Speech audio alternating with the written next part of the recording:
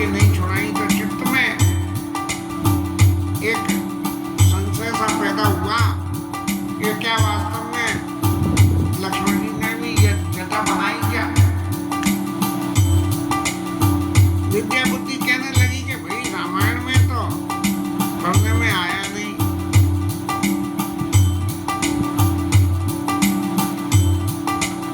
आज रामायण फिर खोल के वहाँ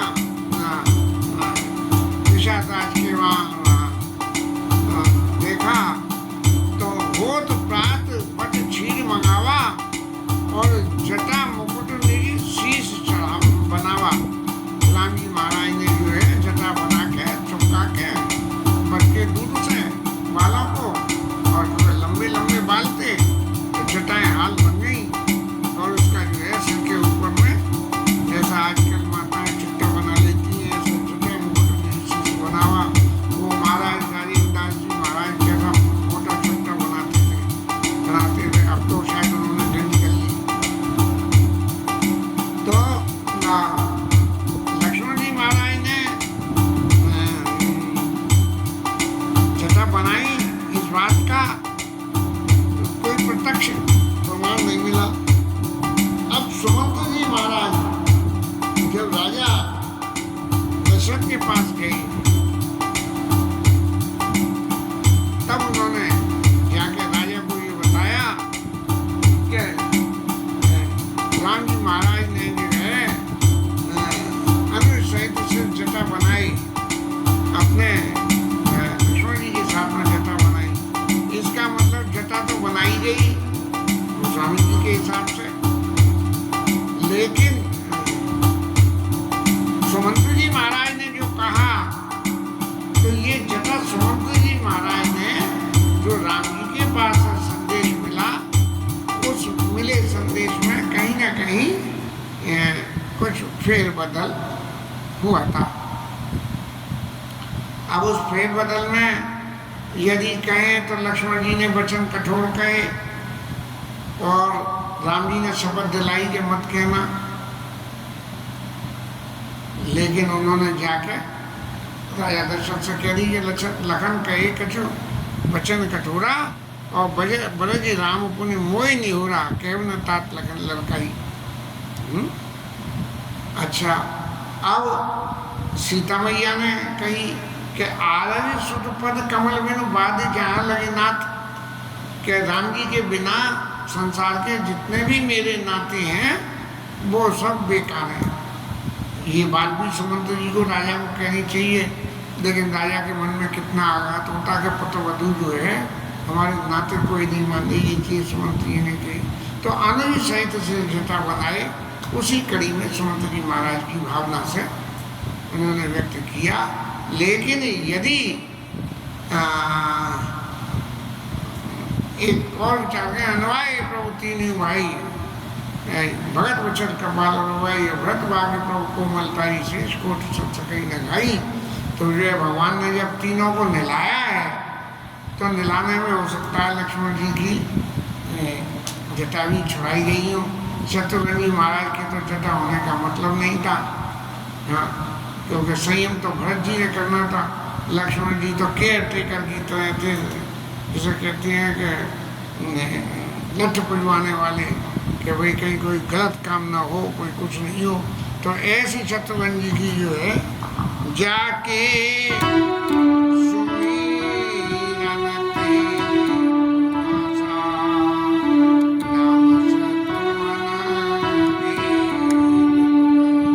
उनके नाम के स्मरण मात्र से शत्रुओं का नाश हो जाता है, ऐसा गोस्वामी जी ने बालकांड में लिखा है। कल को चित्त में संशय सभा आई थी। अब कुछ ऐसी रुचि तो चित्त में पैदा हो रही है कि गहन अध्ययन रामायण का करें, जिससे कि शायद गोविंद की कृपा मिल जाए तो कुछ उद्धार हो जाए। भगवान राम राज सिंहासन पर बैठे, लोगों ने वंदना करी और फिर वेद माना जाए।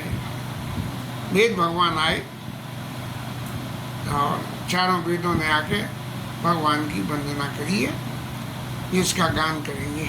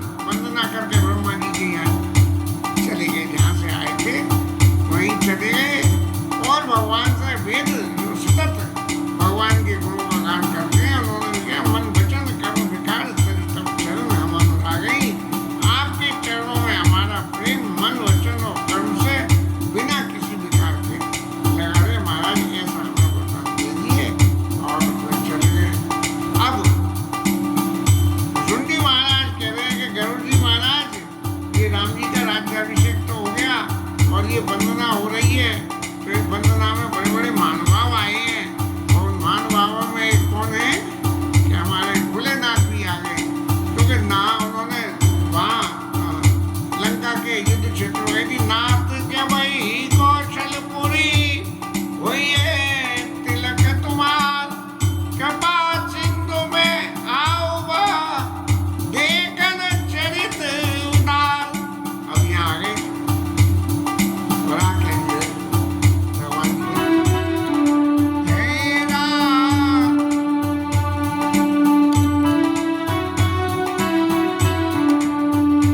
जय राम नमो नमो नमो समानम भवताप भयाकुल पायिनं भवदेश सुरेश रमेश विभो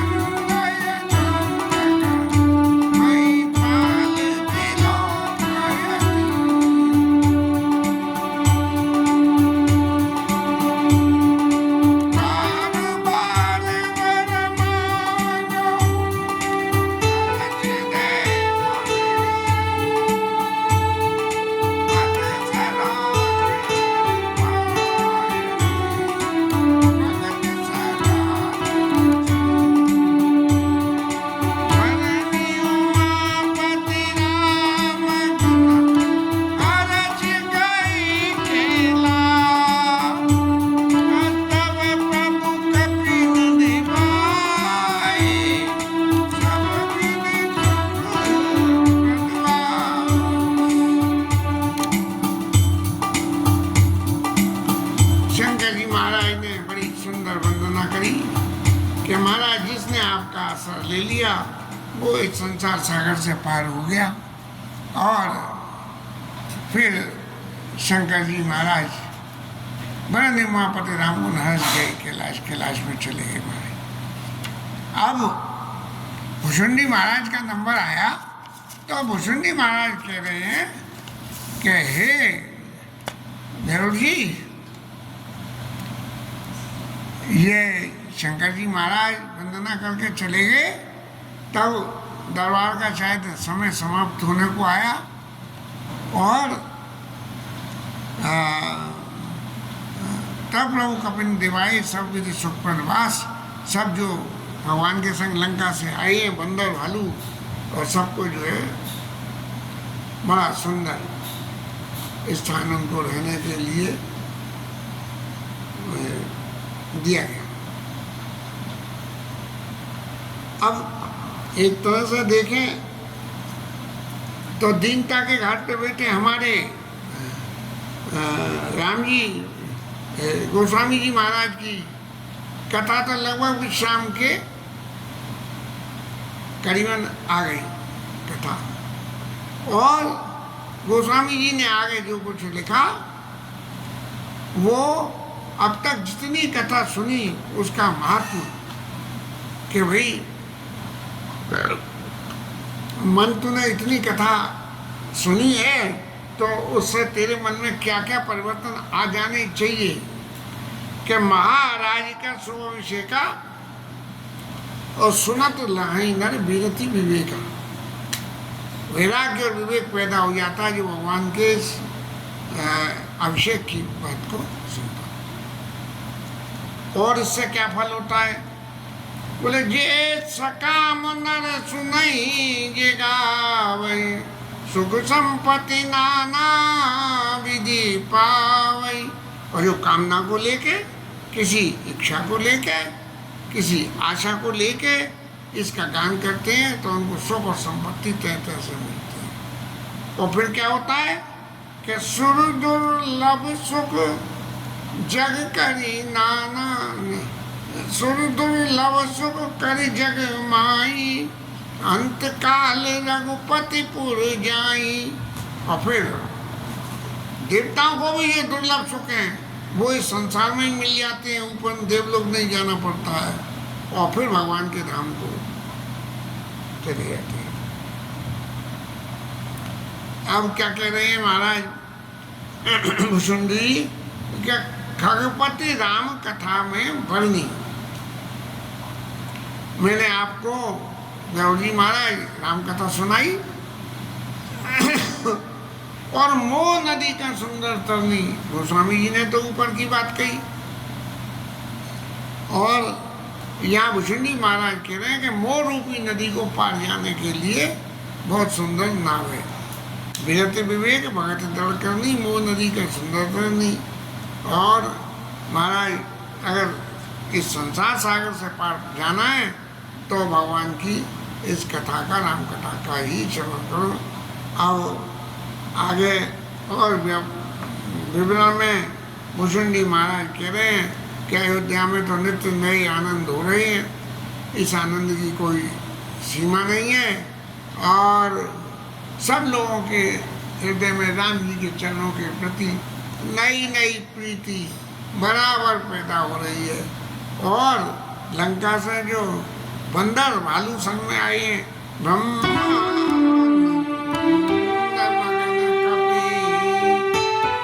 सबके पद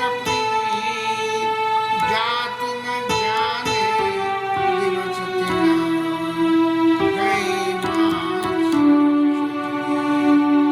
ऐसा राम जी के संग रह के आनंद आ रहा है उनको कि 6 महीने बीत गए, उन्हें पता ही नहीं लगा। और अपने घर की तो किसी को याद आने का कोई मतलब ही नहीं था। तब राम जी महाराज ने देखा कि भाई ये तो सब अब जम के बैठ गए हैं और ये जाने का नाम ही नहीं ले रहे हैं, तो इन्हें सबसे पहले इन्हें विदा करो, क्योंकि जब इन्हें विदा हो जाए तब आगे की लीला हम शुरू करें।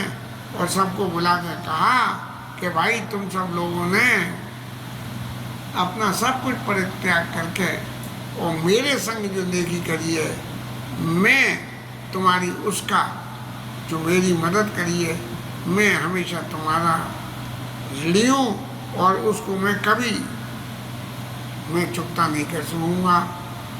लेकिन बस एक मेरे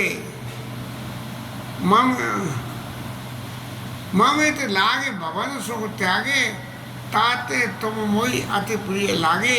अपना घर छोड़ के और मेरे संग चले आए, इसलिए मुझे बहुत अच्छे लगे हो। और सब मम प्रिय नहीं तुम्हें समाना, मृषा न कहूँ मोर यह बाना। कि यहाँ जितने भी हैं सब मुझे उतने प्रिय नहीं है जितने के तुम लोग प्रिय हो। क्यों? कि मेरी ये वाणी कभी भी झूठी नहीं है। और उसका कारण क्या है कि सबके प्रिय सेवक यह रीति, और मोरे अधिक दास पर प्रीति। महाराज सबके तो जो है सेवक जो सेवा करे, जो तुम्हें मलाई खिलावे तो तुम उसे मलाई खिलाओ, लेकिन मेरे जो है जो मेरे दास हैं, जो अपना घर परिवार छोड़ के सदा सर्वदा मेरे संग में रहते हैं, तो जो ऐसे हैं मेरे को उनके ऊपर में विशेष प्रीति होती है। अब महाराज जब इतनी सारी प्रीति होती है और इतनी प्रीति है, तो राम जी महाराज ने एक अगली बात उन सबका कहना चाहिए कि उन सबका दिल टूटने की बात हो गई कि अब ग्रह जाओ सखा तुम, भजे मोहि जड़ने। सदा सर्वगत सर्वहित, जान करे अति प्रेम। अब महाराज अपने घर के जाओ, मेरी खूब आपने सेवा कर ली, और सेवा करके आगे मेरी सेवा कैसे होगी, अब तो आप हैबिचुअल हो गए सेवा करने के। तो कहते हैं सदा सर्वगत सर्वहित, सब जगह मेरे को विद्यमान मान के हर किसी के अंदर मेरा वासा है, सब लोगों से प्रेम करते रहना, वो ही मेरी जो है सेवा होगी। ऐसा राम जी महाराज ने बंदरों को बुला के और कहा। इसके साथ में ये कथा विश्राम और